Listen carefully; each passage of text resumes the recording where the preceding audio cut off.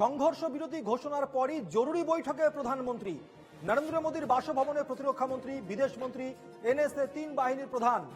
এই মুহূর্তে বৈঠক চলছে।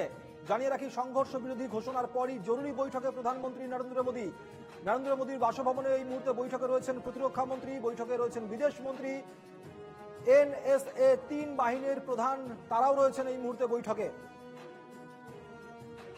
অজিত ডোভাল তিনি রয়েছেন 3 বাহিনীর প্রধানরা রয়েছেন, এস জয়শঙ্কর রয়েছেন, রাজনাথ সিং।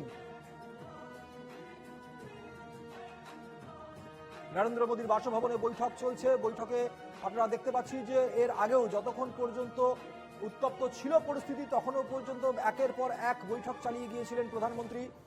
কখনো আমরা দেখেছিলাম তিনি স্বরাষ্ট্রমন্ত্রীর সঙ্গে বৈঠক করেছেন, কখনো প্রাক্তন সেনা কর্তাদের সঙ্গে বৈঠক করেছেন, সিডিএস এর সঙ্গে বৈঠক করেছেন। এই মুহূর্তে যে আপডেট আসছে যে বৈঠকে রয়েছেন প্রধানমন্ত্রী নরেন্দ্র মোদী এবং সেই বৈঠকে উপস্থিত রয়েছেন স্বরাষ্ট্রমন্ত্রী রাজনাথ সিং, রয়েছেন এনএসএ অজিত ডোভাল, রয়েছেন সেখানের মধ্যে 3 বাহিনীর প্রধানরা এবং অবশ্যই বিদেশমন্ত্রী এস জয়শঙ্কর।